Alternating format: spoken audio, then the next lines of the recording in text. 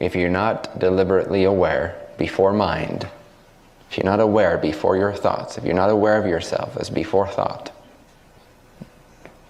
if you're not aware of that sense of I am, at the least, before thoughts, that stability, that changeless essence, that sense of the core within you, if we're not absorbed in that, if we're not aware of that, if we're not operating firmly from that, we are in a state of assuming, grosser assuming.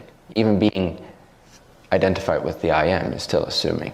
But comparatively to everyday life, it's not as much. It's not the gross assuming, it's a subtler form of assuming. We'll get into that in a little bit. So, on a day-to-day moment, we're so often engaged on automatic pilot. We respond to stimuli that we then assume have real independent existence. Like the cashier lady at Whole Foods, or the gas station that you need to get to. You assume it's real, you assume it's there, so you go drive your car and you get gas.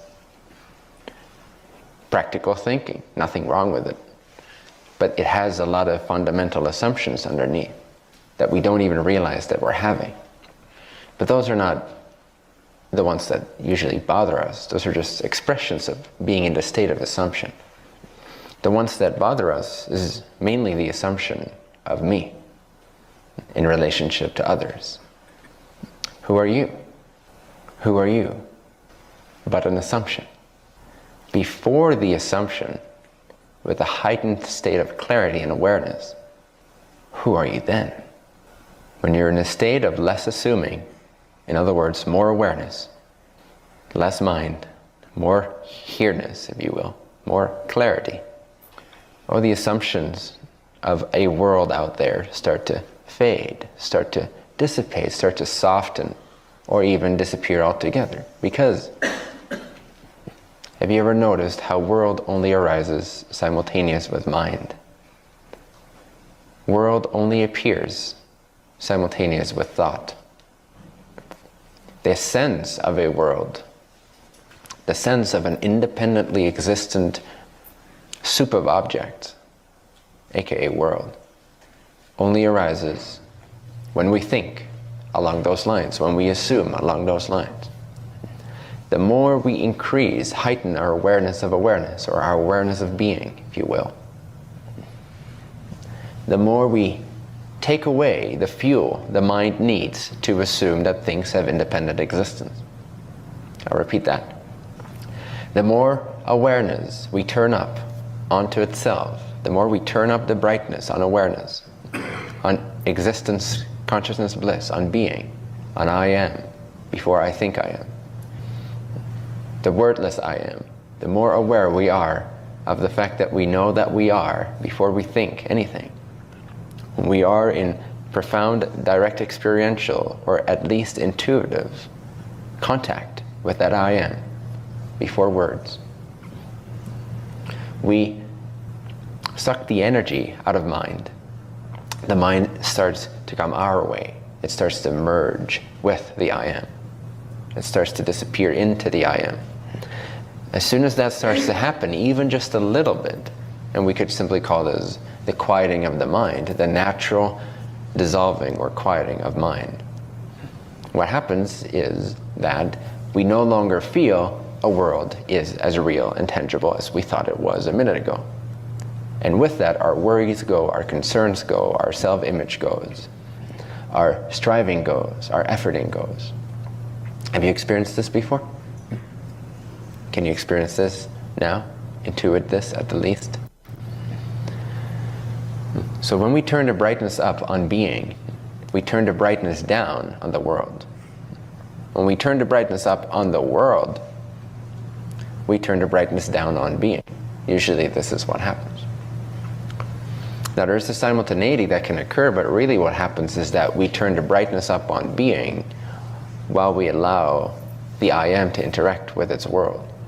But then we're not fooled by the assumption of independent existences. And it is much more and more. With more practice, you gain more perks, you gain more abilities, you gain more freedom. And so it is more and more like allowing the dream to dream itself. And it feels much more like a dream. It's much, much harder to suffer when you feel the world is not real. In fact, when you feel the world is completely unreal, there's nothing but bliss pervading your experience. And if we are to believe the emotional guidance system, then something about that must be true. Because it feels so good. So when you start trusting what feels truly, truly profoundly good, let's call it bliss, over reasoning, logic, and the people that delivered you into this world and then taught you the way of the world. When we start to believe our most inner guidance more than we believe or put faith into the illusion of this world and its fake scientists and its fake archaeologists and its fake everyone and its fake parents and its fake friends and fake everyone, fake spiritual teachers and everything. When we stop investing faith in others and start listening to that profound sense of resonance, that when we turn brightness down on the sense of an external world, by turning the brightness up on the inner sense of I am, or even farther, the I, or even farther, the transcendence of both, all, the world starts to disappear from view. We are starting to naturally ignore all acts of seeing. Experiencer experiencing an experience, subject and object starts to disappear, and we feel this inner breath of fresh air, this cleansing happens. Have you experienced that? Where you feel like you can breathe again? Like you're home again? Like you're in contact with spirit, or however you want to call it? Like hallelujah, like God is here, like whatever. Where what previously concerned you and covered you and clouded you and made you tense suddenly leaves you. It's suddenly no longer real, and you're like, relief. There's a big sigh of relief followed with bliss, peace, love, light, clarity, abundance, generosity. You were in a mode of consuming because you believed, you assumed you were real, and the objects you had to protect yourself from were real. Now that you're in the state of God, or at least the individual God, which is the I am, the soul state is the I am that I am. The universal soul state, or the God state, is the I before I am, intuiting that vast, indescribable light which pervades all things yet sees no world, creates all appearances yet in its own natural state. God does not know world. It only knows itself, because that's all that there is. World does not have existence apart from the isness of God, of I. Only I is. Everything else is but a thought borrowing the power to project itself as form from the light, the isness of that innermost, formless I.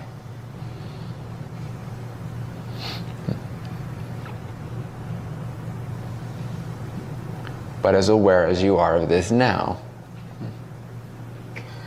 you were not an hour ago, correct?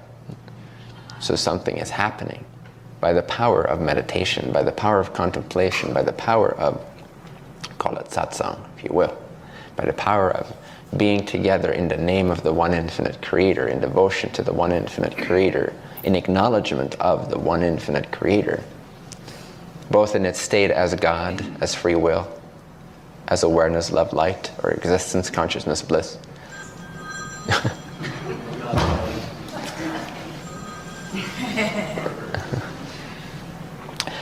As well as knowing somehow that it has a statelessness beyond its first state, that is absolute, that is infinite, that is without not only form but also without quality. It has not even the quality of being, it's beyond being. So, the one infinite creator, both as its original, native, absolute statelessness, as well as its state as God, as the expression of its creation, love, light. We come together in the name of that, in devotion to that, because we do not generally have the environment in our everyday lives to support that recognition. Was our planet, our society, our civilization set up in a different way? Was it at a different level of its evolution? Then you could go about your everyday life and be reminded naturally that this is what is true. But that's not the case. We idolize that which does not exist. Things, objects, sensations, bodies, pleasure versus pain. And so we need a container, we need a space, we need a dedicated, intentional space to come together for you to have profound experiences, profound direct contact with God as yourself. And sure, we can talk about empowerment kind of stuff as well, but that's out there anyway, and you're already in the world so much. So my priority, at least for season 1 of the Self-Realization School, is to actually realize yourself. Makes sense, right?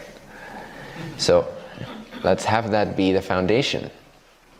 Let's have the foundation be that we know very clearly those different, deeper levels of God in our own direct experience, so that going into everyday life, we can at least maintain a profound intuitive recognition of it, if not direct experience moments infused into our everyday illusory lives.